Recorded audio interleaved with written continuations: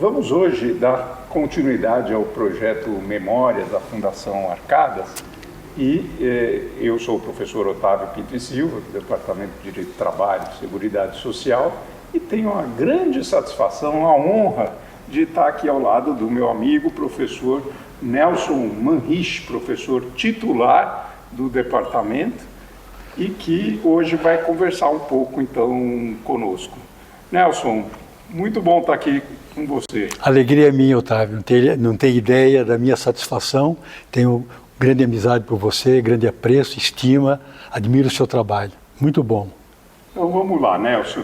Acho que a ideia, primeiro, a gente poderia começar você falando um pouco sobre a sua vida acadêmica, né? Como se deu a sua formação.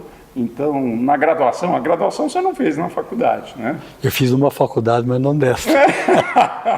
E agora você sabe por que eu não fiz aqui? Por quê? A professora Ada conta essa história quando ela gravou, foi a professora que me saudou quando assumi a titularidade aqui na faculdade. Eu vim aqui, vindo de Santa Catarina, e queria saber, queria me inscrever para fazer a faculdade de Direito. Já tinha passado o dia todo na cidade universitária, falar que não era lá, que era aqui, cheguei aqui no final do dia. Aí um gaiato aí, que estava ali no corredor, então, mas o senhor está procurando o quê? Eu falei, eu quero saber como fazer a minha inscrição para a faculdade de Direito, quero fazer o curso de Direito. Ah, mas você quer ser advogado ou você quer ser político? Eu falei, não, eu quero ser advogado. Ah, então não é aqui. Você tem que ir lá na PUC, porque aqui só forma político. Aí eu vim de Santa Catarina, não conhecia absolutamente nada aqui. No dia seguinte, fui lá na Monte Alegre, na PUC, e fiz minha inscrição, não, que não era a época de inscrição. Mas aí resolvi fazer o curso lá. Então não fiz aqui. Depois eu fiquei sabendo que uma das matérias difíceis na época era latim. Ora, como eu tinha estudado com os maristas e latim, estudava todo dia, para mim era uma facilidade enorme. Então não haveria barreira nenhuma. Mas foi uma coisa interessante que ocorreu. Aí eu fiz minha faculdade na PUC, eu sou da turma de 73, e depois vim para cá. Então conta essa história, como que foi a sua vinda aqui para a pós-graduação? Porque eu soube que estavam abrindo grupos, fazendo curso de mestrado, e era o primeiro curso que o professor Cesarino estava oferecendo. E eu trabalhava nessa época com o professor Cássio e o professor Magano, no escritório deles aqui na Xavier Toledo. E vim aqui, sabia o que precisava, etc. Havia como formalidade escrever uma inscrição, pagar uma taxa e fazer um teste de idioma. Como eu era dos maristas, nós falávamos lá em francês e tal, eu fiz o francês, né? E passei e vim fazer mestrado aqui em 74. E aí eu defendi o mestrado. Qual foi o tema do seu mestrado? Foi Pecúlio na Previdência Social. É um tema que na época era interessante para mim, porque foi objeto de uma pesquisa que o professor Cesarino nos deu. Cada um tinha uma pesquisa, isso caiu para mim. O seu orientador era? Era o Cesarino Júnior, sim. E naquele tempo você tinha 5 anos para apresentar o mestrado, depois que terminasse os créditos. Nossa, que diferença hoje em dia. Da nossa turma de 20 alunos, que o Cesarino tinha, era a primeira turma, eu acho que 5 ou 6 defenderam. São aqueles que entraram depois num concurso que teve, primeiro concurso que teve, quando entrou o professor Cássio, o professor Pedro Vidal, etc.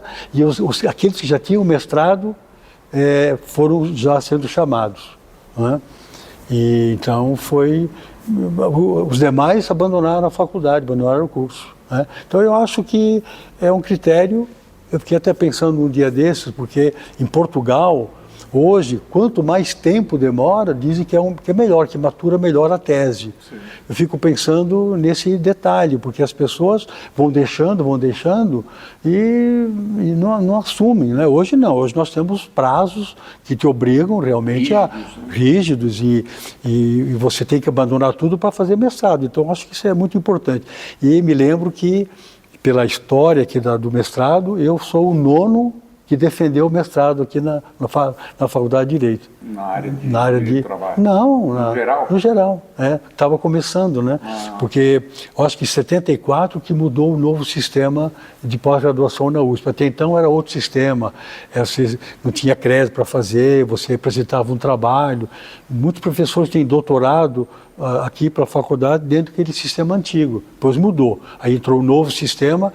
Eu não saberia falar exatamente como é que era e o que exatamente mudou, mas sei que quando eu comecei com a primeira turma, com o professor Cesarino Júnior, assistente era a professora Nair Lemos Gonçalves, maravilhosa, né? Cesarino era muito rigoroso. A professora Nair foi a primeira titular de Direito do Trabalho. Foi, a primeira professora vice-diretora aqui da faculdade. Era uma mulher incrível. Ela era simplesmente fantástica, tínhamos paixão por ela. Ela era incrível, né? Enfim, são bons tempos, né? Mas encerrou o mestrado e o doutorado, como foi? Aí eu demorei um pouco para fazer o doutorado, mas logo engatei o doutorado, queria muito fazer. E quem me ajudou muito foi o professor Pedro Vidal. O professor Pedro Vidal me ajudou muito, eu ia toda semana na casa dele. Ia lá para ele me orientar, porque quem era... Ele era o seu orientador? Não era. Ah, não? Não era. O meu orientador no mestrado foi o professor Cesarino, depois se aposentou, veio a professora Nair, se aposentou, aí veio o professor Amauri. Então eu tive 3 orientadores no mestrado.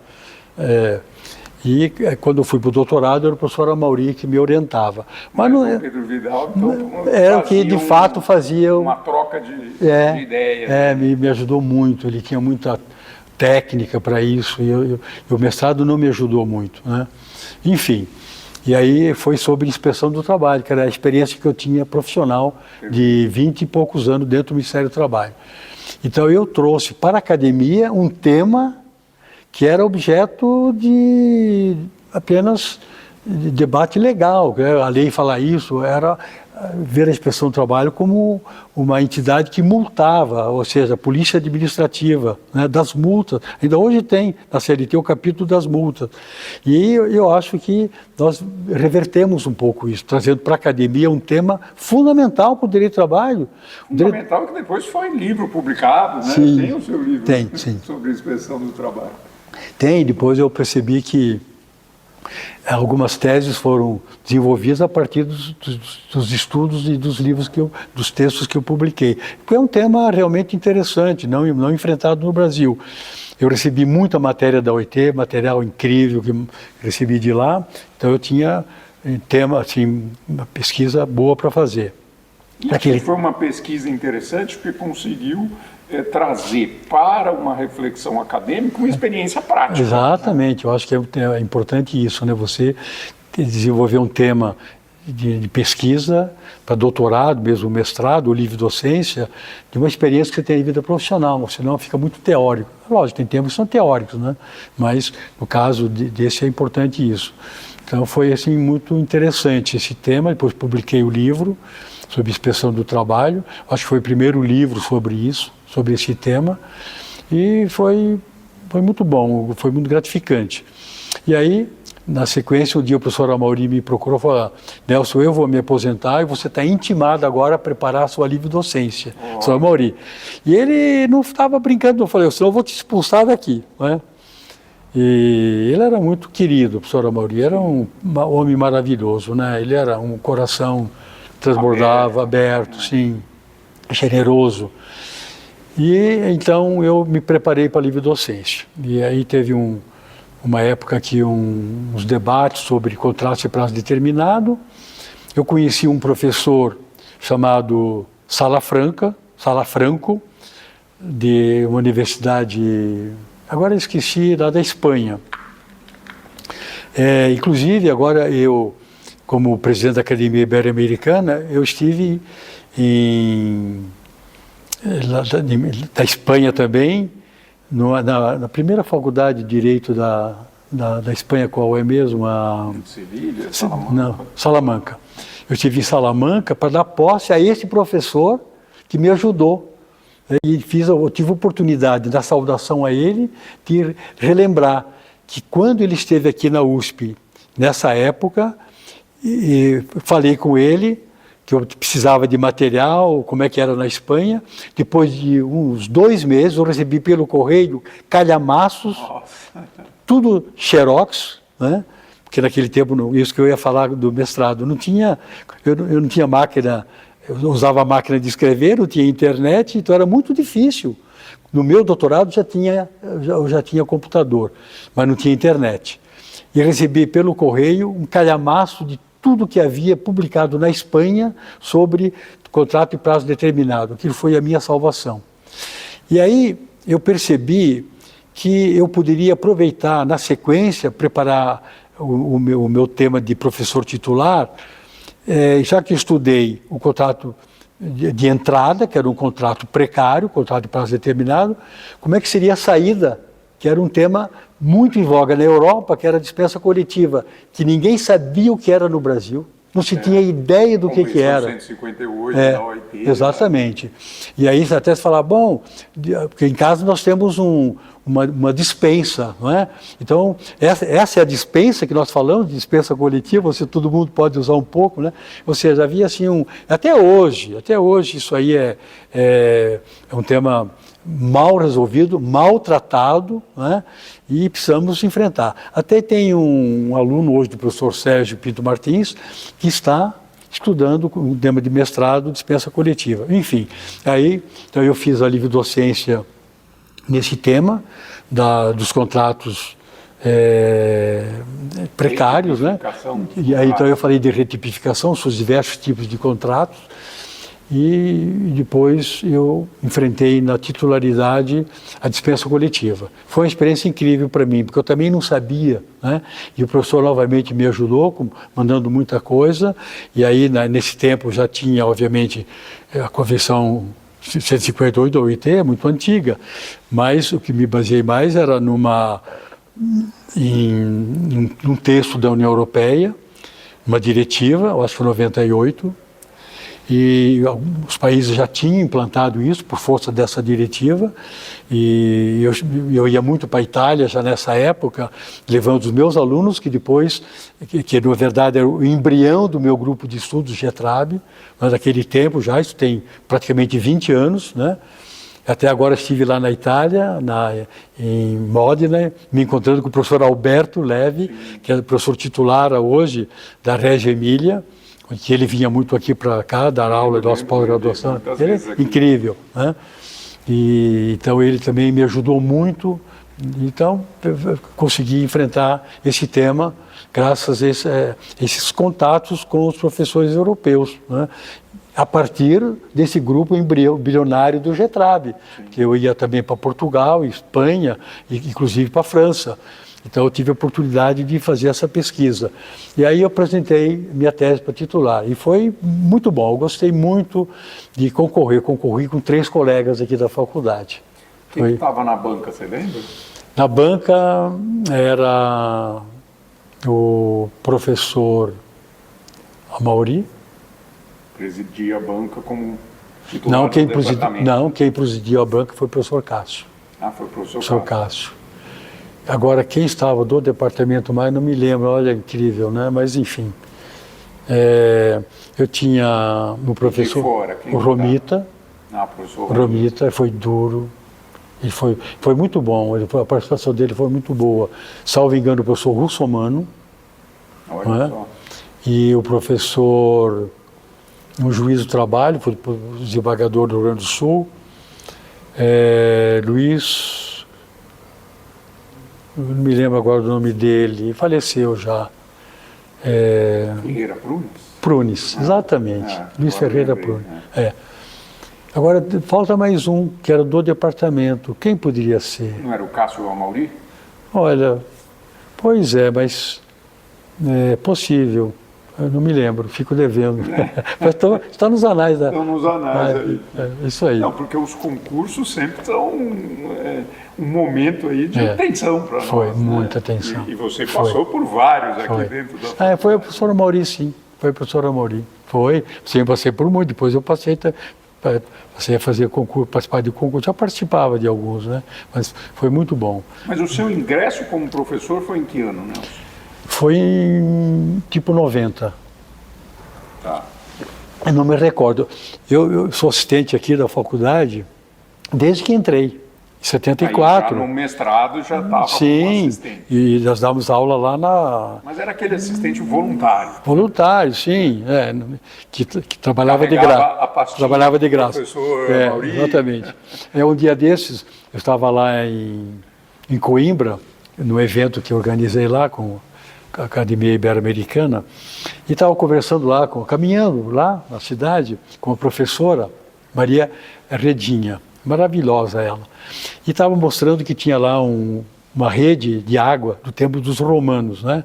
Eu falei, mas puxa, que coisa espetacular, né? Essa rede construída já no tempo dos romanos.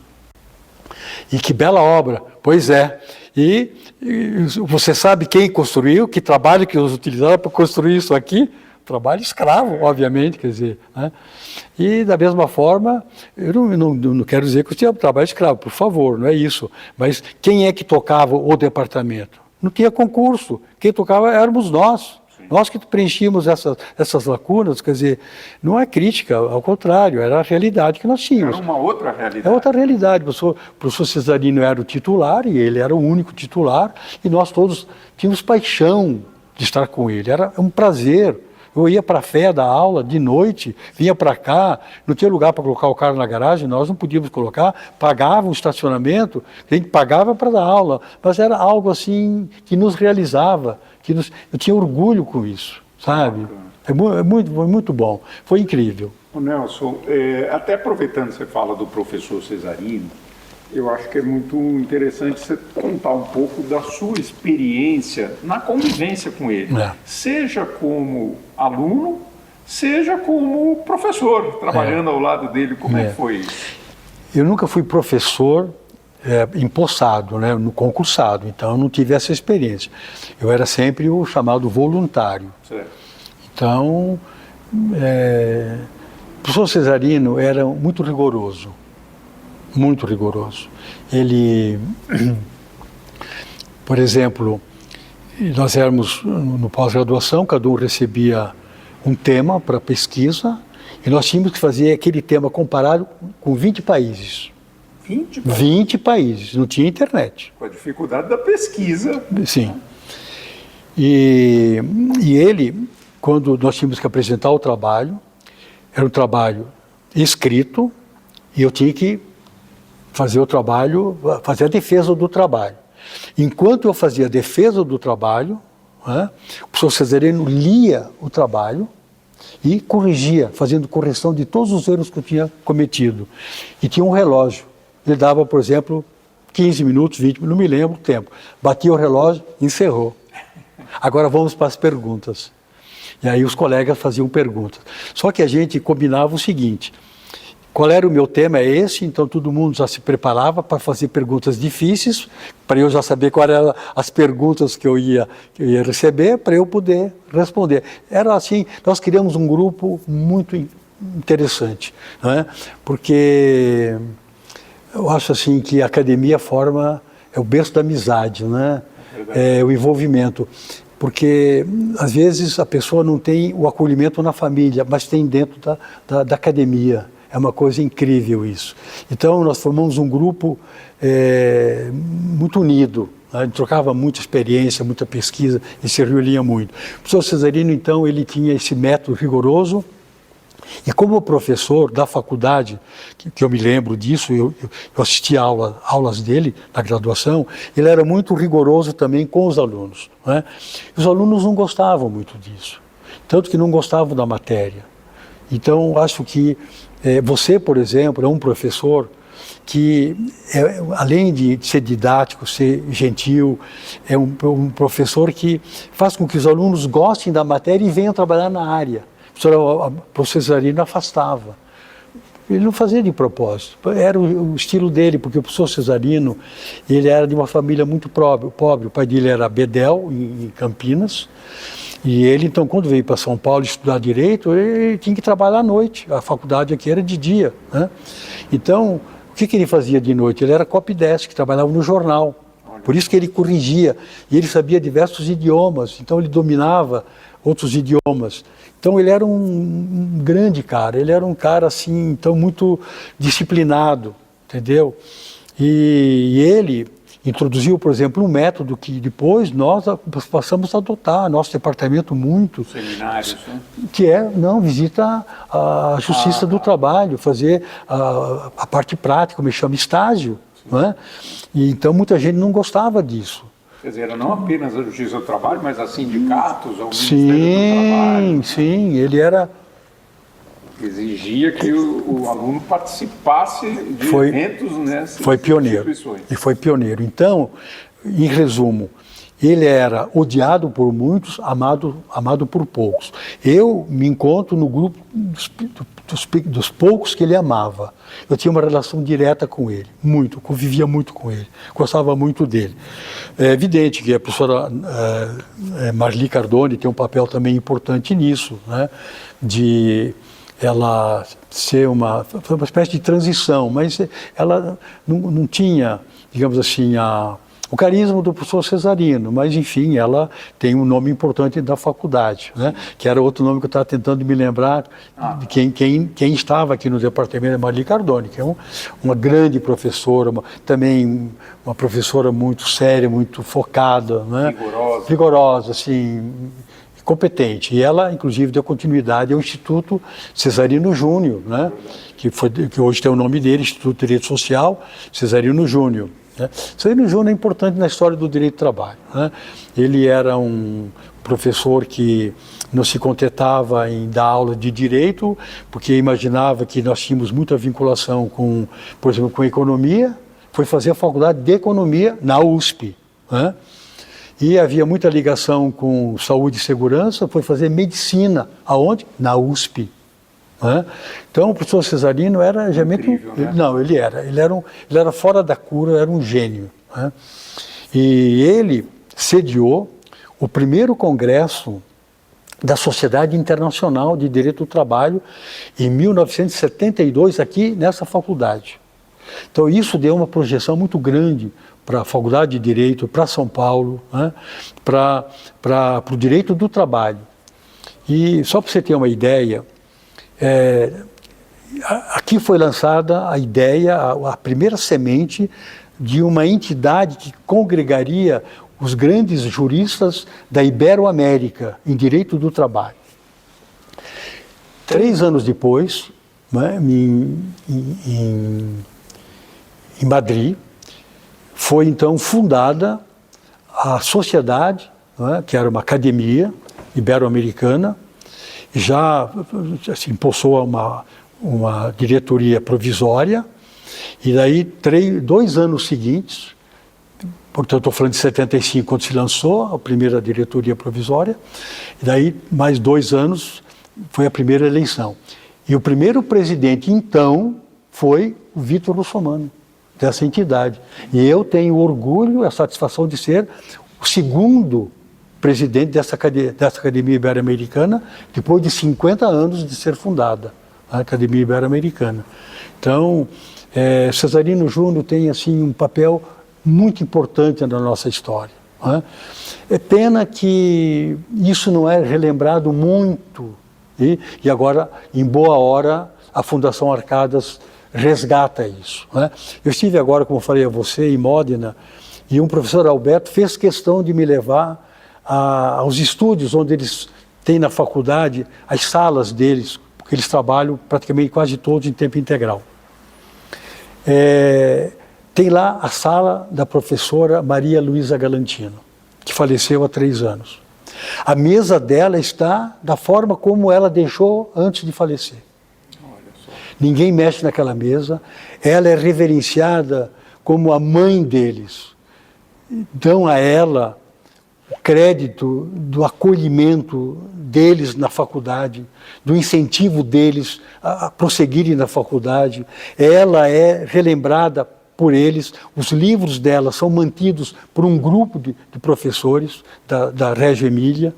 Não é? Então, eu acho isso muito bonito. Não é? Nós, como professores, reverenciarmos aqueles que estiveram antes de nós, aqueles que abriram o caminho que nós hoje percorremos, porque nós não criamos esse caminho, nós não construímos a nossa história, nós damos continuidade à história que os nossos antepassados construíram, e nós devemos ter gratidão a eles. Não é? Isso talvez e isso que está sendo feito pela Fundação Arcadas, eu acho muito importante. É uma maneira de nós lembrarmos que antes de nós tivemos grandes professores. E aí nós temos, obviamente, não é?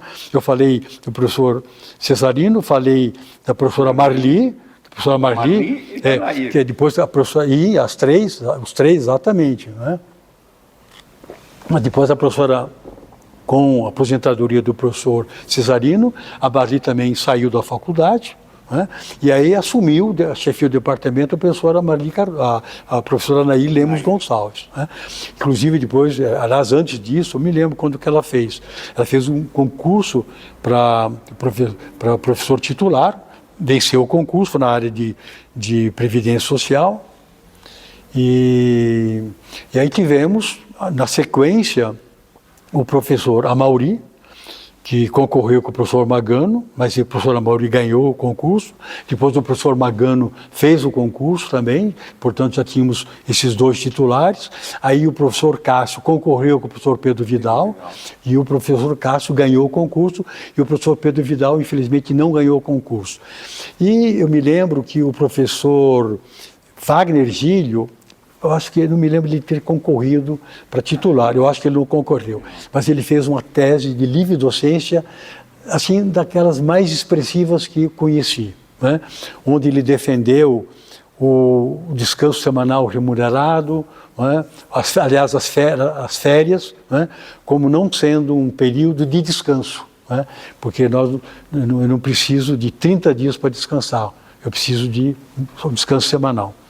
E ele foi fazer a pesquisa dele aqui na Faculdade de Saúde Pública. Então, o grande professor Wagner Gílio, que ele... O professor Gílio não era o responsável pela cadeira de processo do trabalho? Processo do trabalho. Mas foi fazer a tese em direito material.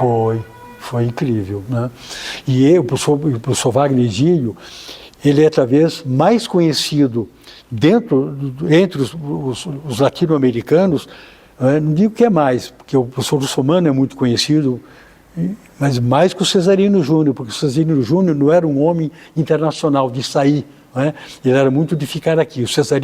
O Wagner Gílio participava de um grupo de professores latino-americanos, do tipo aquele grupo de professores da universidade lá de Uruguai, de Mércoles, que Plá Rodrigues reunia. Tanto que ele foi o tradutor dos princípios do direito do trabalho do Plá Rodrigues. Sim. Né? Como havia esse grupo de Mércoles no Uruguai, ele criou um grupo de latino-americanos que se reunia sistematicamente. Ele era amado por esses professores latino-americanos, inclusive lançando o livro. Então, o professor Wagner Gílio foi um grande professor da casa, lamentavelmente não chegou a titular.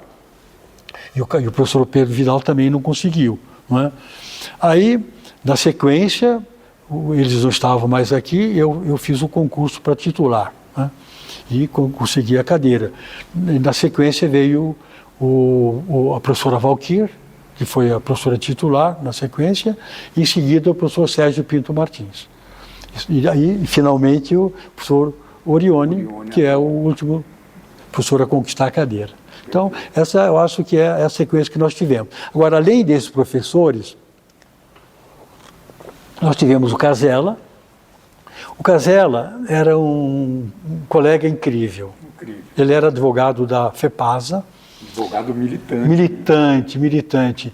E ele não chegou a fazer doutorado, salvo engano. Não, será? Ele perdia o prazo, ele era muito criterioso, muito estudioso, né? E ele fez um trabalho que valeria doutorado, que é o repouso semanal. O trabalho dele é uma referência hoje. Né? E foi muito querido, morreu muito jovem, muito cedo. E nós tivemos, quem mais? O De Luca, era o colega dele, não entrou, perdeu o concurso na época. Quem mais tivemos aqui de professor? Professor Aníbal Fernandes. Aníbal Fernandes. O professor Aníbal Fernandes era um professor de Previdência Social. Era uma grande referência. O trabalho dele eu acho que foi trabalho de doutorado. Agora eu tenho dúvida sobre trabalho autônomo. Agora você imagina como ele é pioneiro. Escreveu um livro que tem uma atualidade incrível, que hoje nós resgatamos, que o trabalho autônomo tem uma importância incrível, porque quando nós fizemos direito do trabalho, do seu tempo talvez já não tanto. Não quero dizer que você seja numa fase tão diferente da minha, mas é uma sequência, mas já uma fase anterior à minha. Nós tínhamos uma divisão muito tranquila. Ou era empregado ou autônomo. E hoje continua muito isso, né? O autônomo era aquele que tinha uma atividade como um profissional liberal, etc. E não tínhamos preocupação com isso, porque essa é da área de previdência. Nós nos preocupávamos com o direito do trabalho. Não é?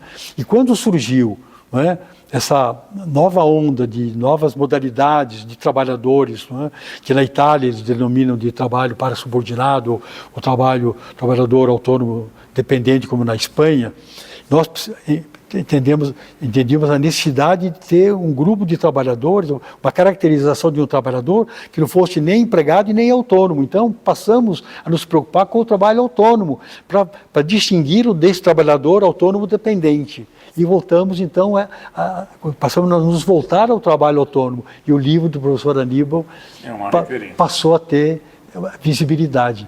Teve na época para quem era da área de previdência e passa a ter para nós agora que trabalhamos na área do direito do trabalho. É incrível. Né? Então a história do nosso departamento é muito interessante. Nós não resgatamos muito isso. Podemos resgatar. Talvez seja um trabalho agora de fazer um foco só do departamento, né? Embora esse trabalho seja do departamento dentro de um contexto de toda a faculdade. Né? Estou lembrando de mais um professor aqui, o professor Oriz de Oliveira. Nossa, ele não é o professor, é o santo Oriz de Oliveira. Santo. Oriz de Oliveira, ele era padre, não chegou a ser padre, mas ele era estudante de teologia em Roma, onde ele fez doutorado em filosofia. Não é? Aí ele largou a carreira, eu também fui marista, não é? Então eu entendo muito a carreira dele, entendo muito a decisão que ele tomou, porque certamente nós passamos períodos bastante parecidos de uma renovação da igreja, principalmente na época de 1963, do Papa João XXIII, do adornamento e tal, e hoje vivemos uma nova época, né, da igreja, estamos aí numa expectativa muito grande, né, de grandes mudanças, etc., com o legado do Papa Francisco. Mas aí o professor Oriz era colega nosso de doutorado, aquele grupo que fazia estudo com o professor Cesarino Júnior, e ele defendeu o doutorado, e quando houve aquele concurso, quem tinha doutorado já automaticamente já subia. Né? E eu me lembro dele muito bem, uma vez ele chegou para mim e falou assim, Manrich, eu quero muito que você entre aqui na faculdade como professor. Para isso, eu vou me aposentar, você tem uma vaga. Eu fico até emocionado. Você não tem ideia do coleguismo que nós tínhamos dentro do departamento. Não é? Você diz assim, mas puxa, não havia uma certa estremecimento entre o professor Magano e o professor Mauri? Havia. Mas eles nunca se desrespeitaram, sempre se trataram de uma maneira cordial daquilo que é a ética franciscana, do respeito, né? De dizer, eu tenho uma diferença com você, mas a diferença não está aqui, não está aqui. Aqui nós somos colegas e vamos nos tratar como tal. E então havia isso, né? Mas acima de tudo era um grupo pequeno, né? Era um grupo muito pequeno, tanto que quando eu assumi a a chefia do departamento, sucedendo, portanto, esse grupo de professores da primeira leva, né, Cesarino, professora Nair, professora Mauri, professor Otávio, depois o professor Cássio. Aí o professor Cássio se aposentou, né, esses professores todos já estavam fora também, eu era o primeiro professor titular e eu assumi então a chefia do departamento. O que eu encontrei no departamento? Um pedido para o departamento ser fechado, porque nós tínhamos, na época, 6 professores. Eu lembro, eu já estava no departamento. Você já estava no departamento, então você era o 6º professor. 5 ou 6. E eu me lembro que eu encontrei uma carta do professor Magano, dizendo que, para o chefe do departamento de Direito Internacional, porque o professor ele era muito amigo do pessoal de Direito Internacional, se era possível o Departamento de Direito do Trabalho ser integrado ao Departamento de Direito Internacional. E, pela memória que talvez esteja falha agora, me recordo, é que o Departamento de Direito Internacional não quis que o Departamento de Direito do Trabalho fosse para o Direito Internacional. E foi muito bom isso, porque eu falei, não, então, nós vamos fazer um projeto agora para que o departamento possa realmente ser mantido, porque pela USP, para ser mantido um departamento, havia necessidade de ter 15 professores. E nós estávamos muito longe disso.